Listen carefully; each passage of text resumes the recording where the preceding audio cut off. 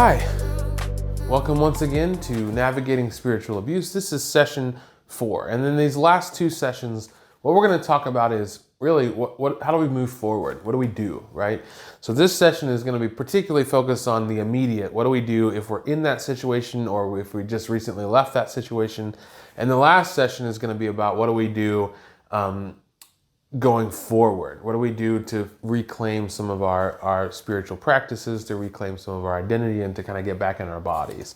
So I want to start with what do we do? Because at least in my experience, the hardest part about spiritual abuse is figuring out how to respond. And if you're on the outside of something like this, it seems like it should be easy. Like, just leave, right? But anyone who's been in the middle of this knows that it's so hard to decide what to do. Usually these environments of abuse are also the environments where we exist as people.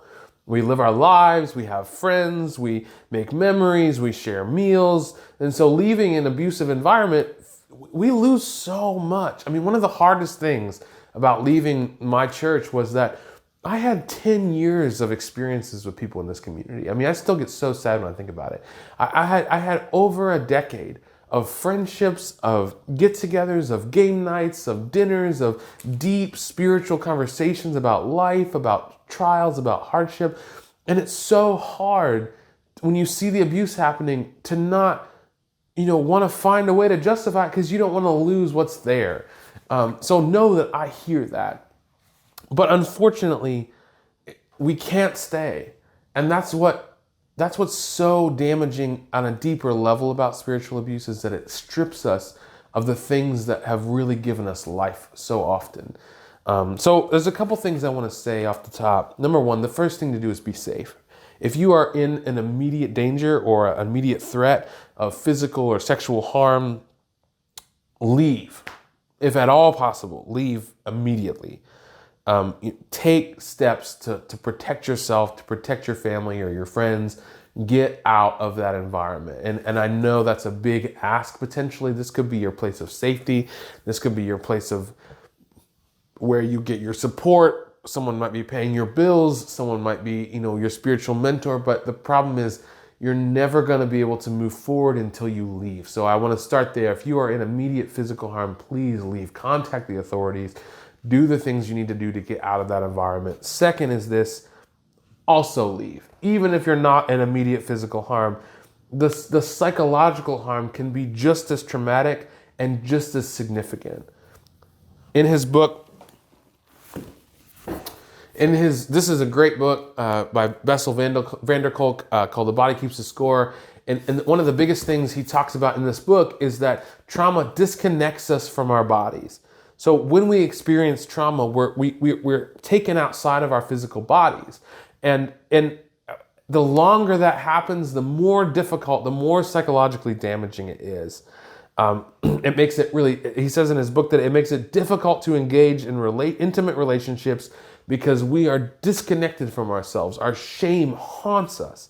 Our questions of guilt and what if I made a different choices just plague us, right? I often feel a lot of shame in my story that I didn't spot things sooner, that I didn't do something, earlier, that I didn't make a decision, or that I wasn't present enough for other people. And those things only grow the more you're subjected to the shame of that environment. The longer you're there, the deeper, more complicated your relationships with it is. So once again, leave. If you can, leave that environment. Now, both of these choices and both of these scenarios assume that you can easily discern that spiritual abuse is happening. And honestly, I think oftentimes it's not that easy to see.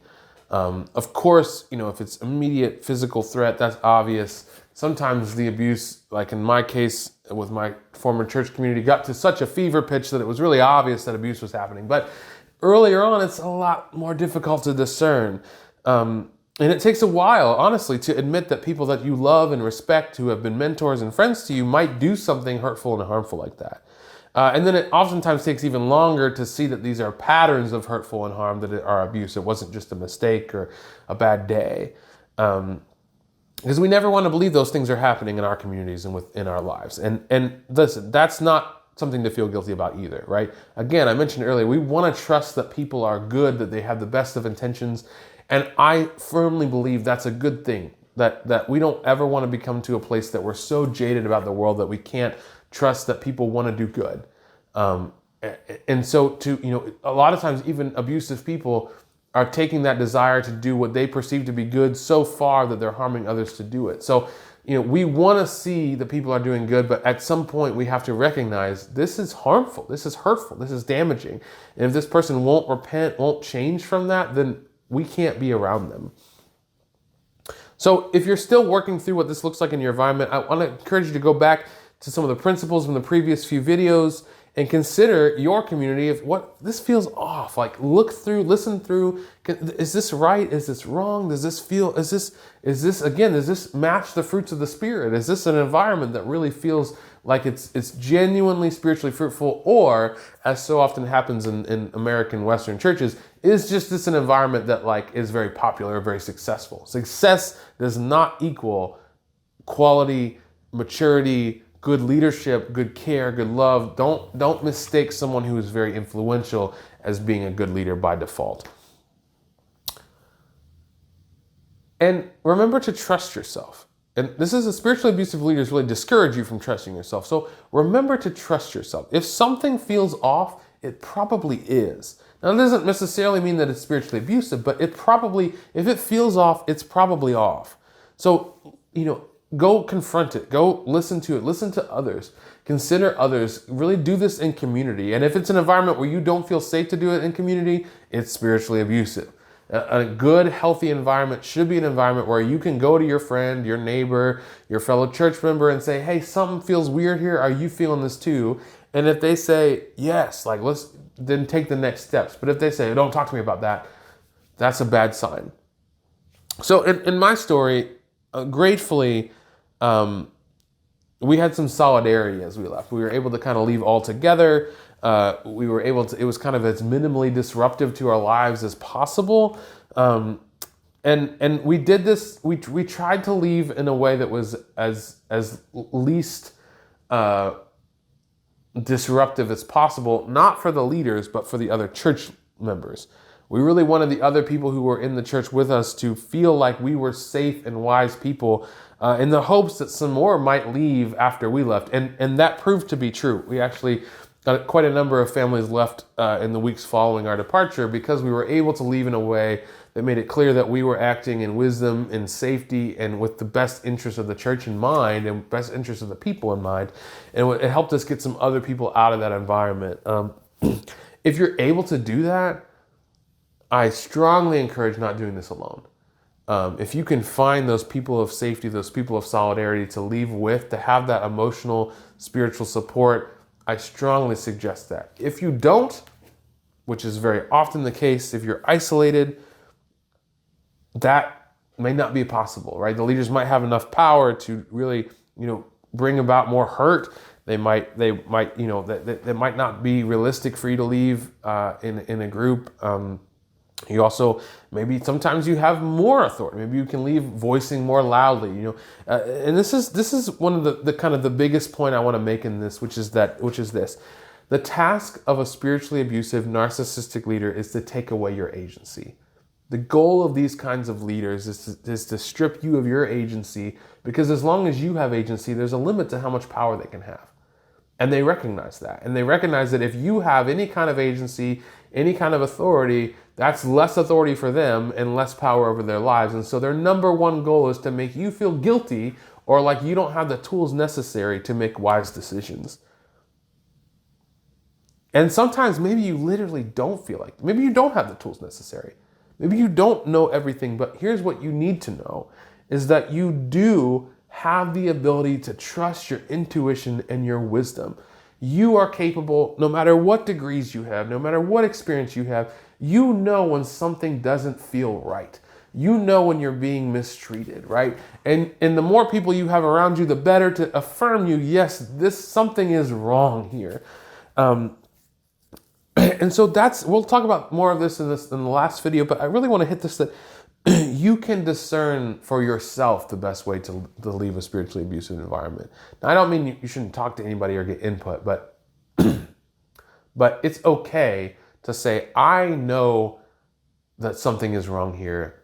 I want to leave. It's okay to say, I'm going to leave quietly and not make a big scene of it. I don't want anybody to even know I'm leaving. That's okay. It's okay to say, I'm going to make a big show. I'm going to confront these people publicly. That's okay. It's okay to say, I'm going to get a bunch of my friends together and we're all going to leave together. It's okay to say, I'm just going to take myself and exit this environment. There's not a right way to do this. The only right way to do this is the way in which you have the agency to fully be yourself, to fully embody your body. To go back to the Bessel van der Kolk book, trauma strips you of your ability to be present in your body. And so the number one thing to practice is being present in your body. I don't feel right here. I need to leave. I have the capacity to make a decision about how I leave and who I bring with me or who I don't bring with me. And guess what? There's no one right way to do that. You get to decide what's going to fit right for you and your family or your children or just yourself. So that's the number one thing. As you leave, it's hard, it's confusing. And I'm so thankful in my story that there was kind of a clear path forward that we were able to all take together. If you have some people that you can move in solidarity with, I strongly encourage that. Community is a great antidote to narcissism. But if you don't, that's okay too. You have the strength within yourself to make wise decisions. And don't let a spiritually abusive leader take that from you. That's their number one goal, and they don't get to do that. And in the last video, the last thing we're going to talk about is what it means to move forward from a spiritually abusive environment and to really step back into your body, to step back into your experiences, and to continue to enjoy and find love and happiness and peace and community in our faith and in the things that have shaped you in your life. So I'll see you in the next video.